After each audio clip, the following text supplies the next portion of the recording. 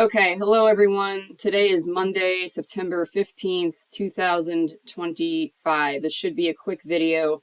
I already prayed before I hit record. So this morning, the Lord told me to speak in tongues, and He gave me a Rhema message. And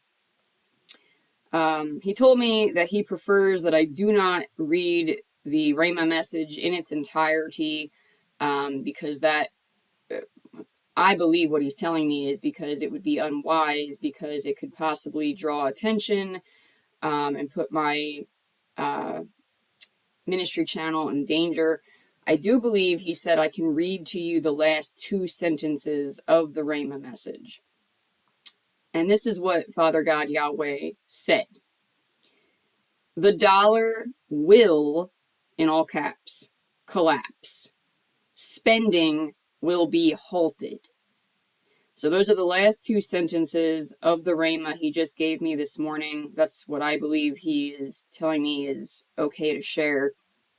The dollar will collapse. Spending will be halted. And last night, there was a video that came up in my algorithm thread, and the Lord told me to listen to it. And I asked him if he wanted me to share it, and he said no. The man in the video was venting quite a bit, ranting quite a bit, and there were some cuss words and so on and so forth. So God told me not to share it. But this man works in, I guess we could call it the supply chain industry. And he was saying, and the date of the video was just September 9th. Today's the 15th, so only a few days ago. But he was saying that currently, as of September 9th, 2025, he was saying, well, wait a minute, hold on. Okay, let me just make sure. I'm just making sure that God is giving me his approval to share this.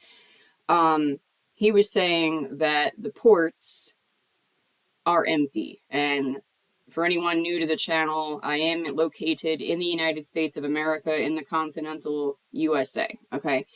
And either he didn't share or I didn't catch, which port he was at or whatever. I really don't think it matters. And so I was led last night to just kind of search on YouTube the topic of ports being empty, and most of the videos were recorded back in like May. I think I found one in like July.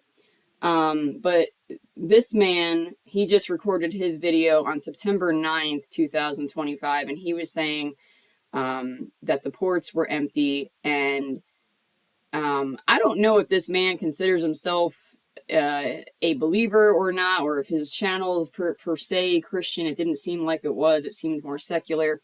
But he seemed to be putting out a warning of sorts. And what he kept saying was, the storm is no longer coming, the storm is here. That's what he kept saying. And that resonated as true. The Holy Spirit in me bore witness to that, so to speak. We are in the tribulation. We are. And the Lord's been ministering to me, kind of whispering to me the last few days about how we are approaching, the halfway point of September. Things are pivoting. Things are shifting. And, here soon we are going to be switching from Elul to Tishri. Now, it's been time to prepare. The sorrows, which are the first 3.5 years of the last 7 years, are now behind us. That really was like the time to prepare. But in terms of like the last second, right now really is the last second to prepare. Don't be surprised if things start hitting the fan. Don't be surprised if you see empty shelves, shortages, etc. And I know that we've been seeing that kind of on and off since 2020. I'm aware. I know that we've all kind of become desensitized to it. But now really is the time to prepare.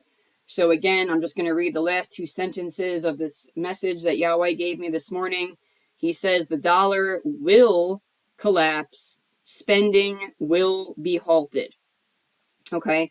So again, this coming Wednesday, the 17th, here in the USA, they're going to make some kind of announcement as to some kind of economic decision regarding whether or not they're going to cut interest rates and so on and so forth, and everything in macroeconomics has ripple effects, etc. Okay, again, I'm not an expert on economics, but I just have a surface knowledge.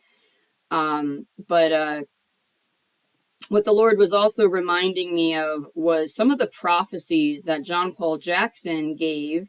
John Paul Jackson is now deceased, but he gave some very specific prophecies, and I'm allowed to repeat one of them right now, and that is that, well, it was more of a prophetic instruction.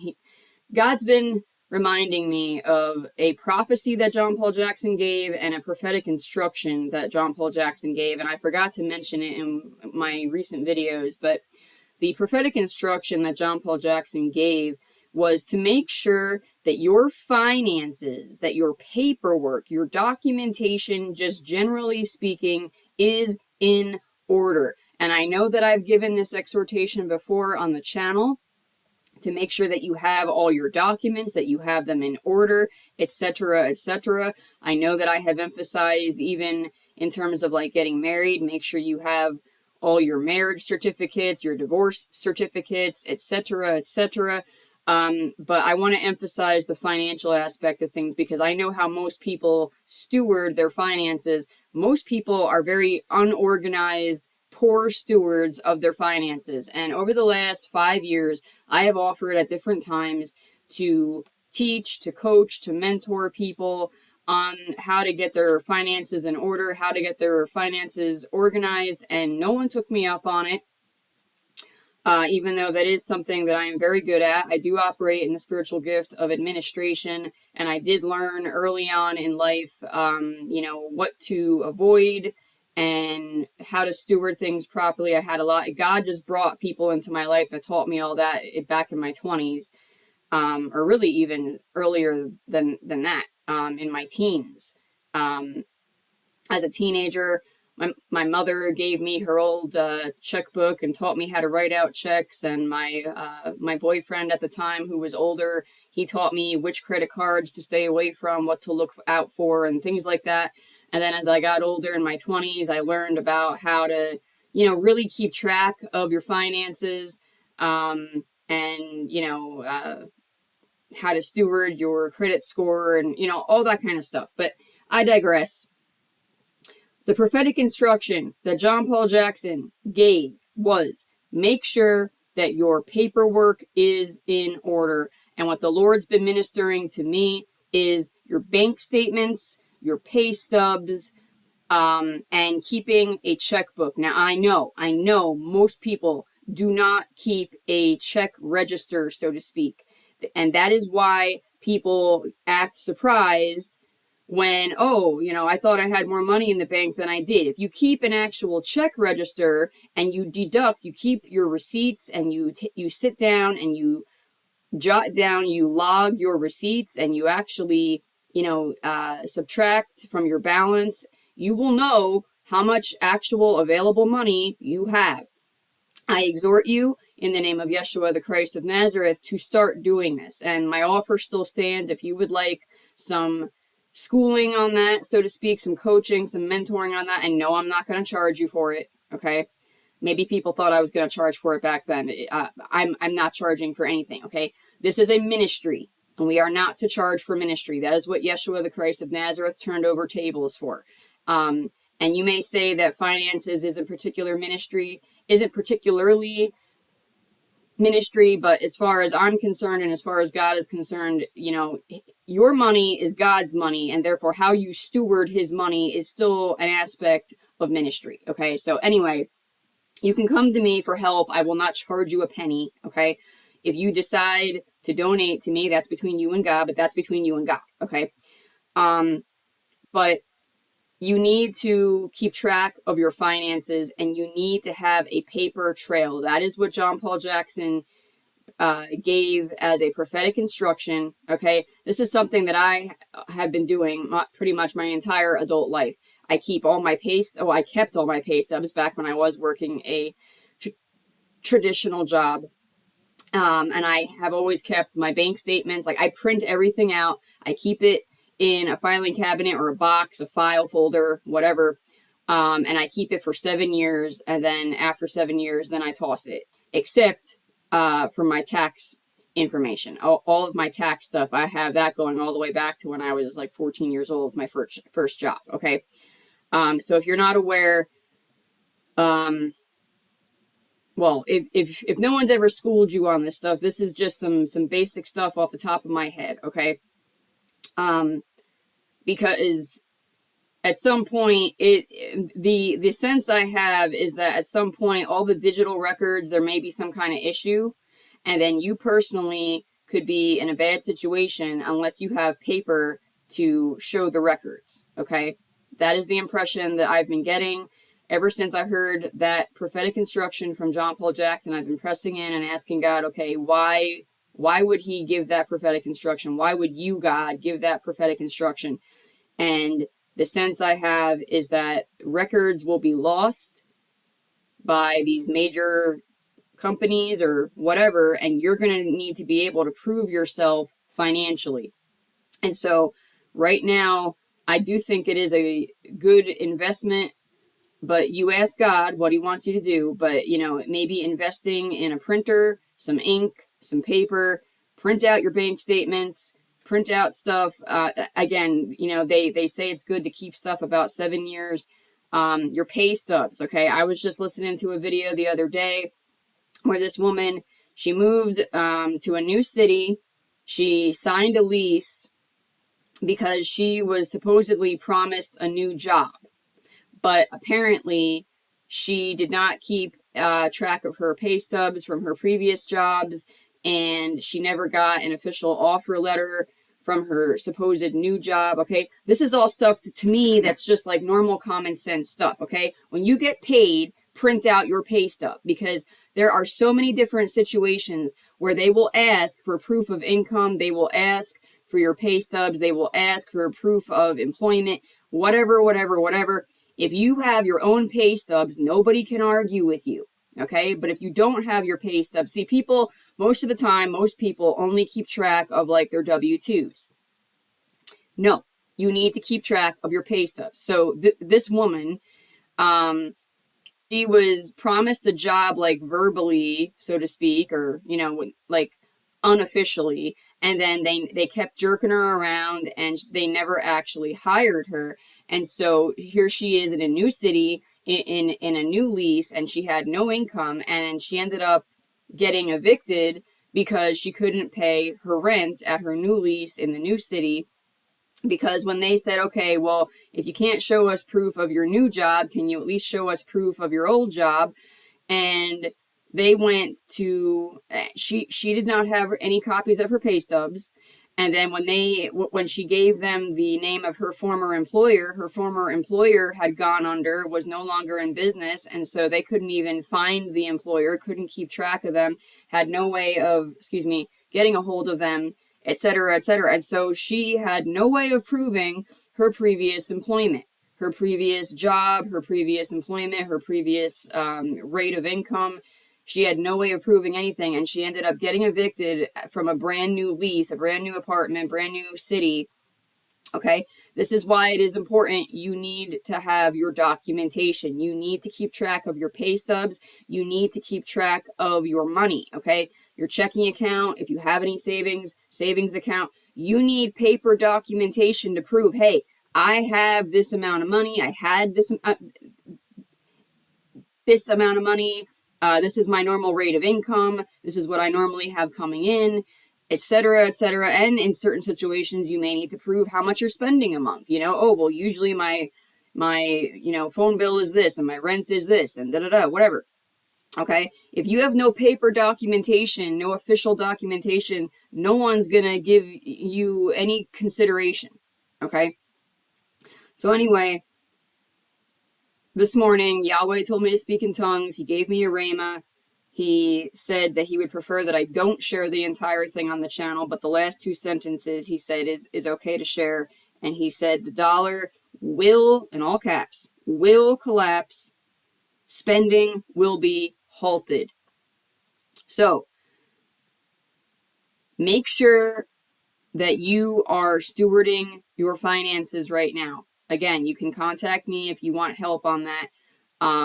And I don't need to know the particular of your finances. I'm talking about just giving you general instruction, general counsel of what to do and what not to do. Okay. I don't need to know what your income is or how much money you got. Okay. I'm not trying to get up in your business. Okay. But right now you need to invest in whatever is going to serve you. Okay, I said this recently on the channel. Only buy what serves you. Stop buying stuff that you don't really need and start investing in stuff, because at some point stuff isn't going to be available anymore. Okay, I'm not going to get too much into it, but we know that there is the topic of tariffs and so on and so forth. And now there's been reports that ports are empty, and so on and so forth. And so the goods, the products that we take for granted that come from other countries may not be so available anymore. Okay. And it's funny that God told me to go and replace my tires, which is just something good to do in general. But he was telling me that tires, particularly, the prices may go up and they may not be available and blah, blah, blah. Okay. Whatever. Ask God what he wants you to invest in right now.